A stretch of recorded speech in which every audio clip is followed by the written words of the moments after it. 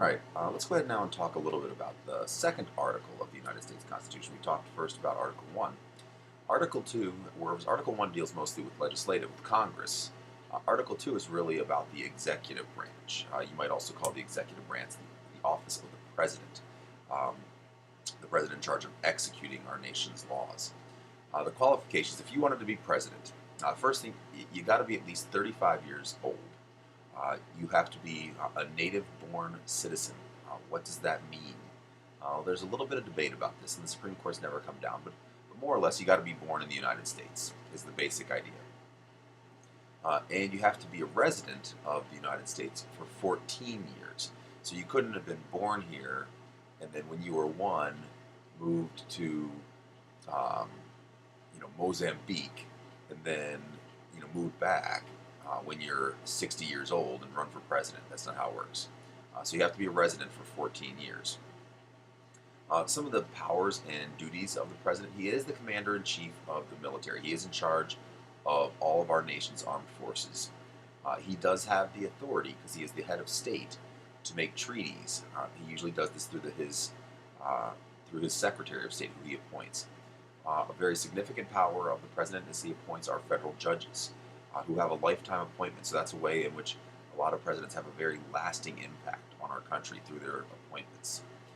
They can veto bills. So a bill can be passed by Congress, and the president can decide he doesn't like it, and he can say no, and his no vote kills the entire bill. And again, probably his chief responsibility is to enforce and execute the laws that are duly passed by Congress. His election happens every 4 years, and there's actually a lot of confusion about how our president's elected. He's not actually elected by the people, by popular vote. Rather, he's elected by something called the Electoral College. The Electoral College is chosen by the popular vote of the states. So if a state votes a certain way, so if a majority of a state, let's say 51% of Illinois, for instance, were to go ahead and vote for a presidential candidate, then all of Illinois' electors would go ahead and vote for the choice of the people of Illinois. And so really it's the states who select the president, although that's determined in large part by the popular vote in that state. If the state's electors are equal to the number of members that the state has in Congress, that's the members in the House and the Senate. So take the members they have in the House, add two from the Senate, that's the total number of electors each state gets. In the event there's a tie, and this has happened, in the event there is a tie, then the House of Representatives will break that tie. The House of Representatives will have a vote, and they'll pick the president. The president is under term limits. That's a recent amendment to the Constitution. When I say recent, within the past 60 years or so, 70 years, something like that. And the president is limited to 2 terms in office. His term is a 4-year term again, and he can only do that twice. So he could serve um, for a total of 8 years if he were elected that way.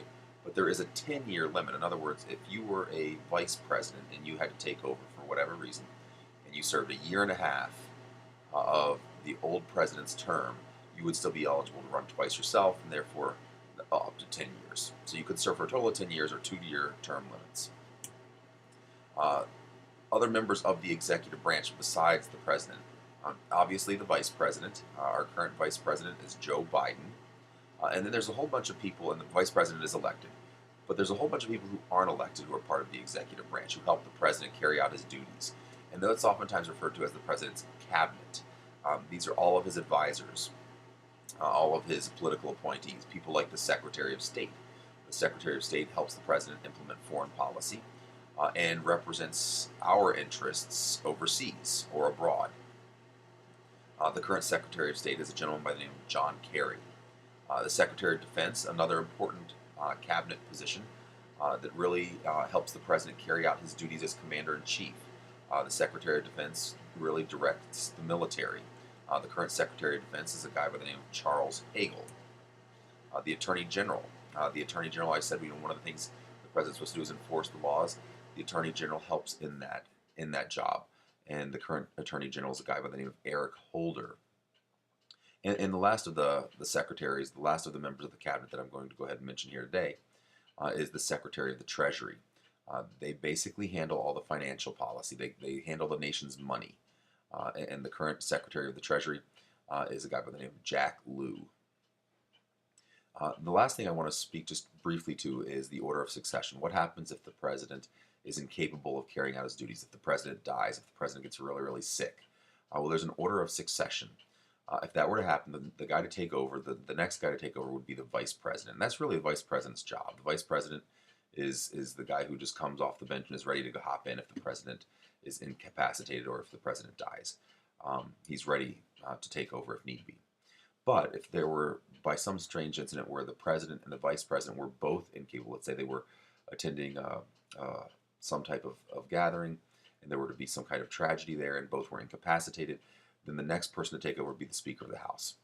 If somehow all three of those were not able to fulfill their duties, then it would go to the President of the Senate, and then cabinet members in order of succession, starting with the Secretary of State. So again, Vice President, Speaker of the House, President of the Senate, and then to Secretary of State, if we actually got that far down the line. And that should do it for Article 2.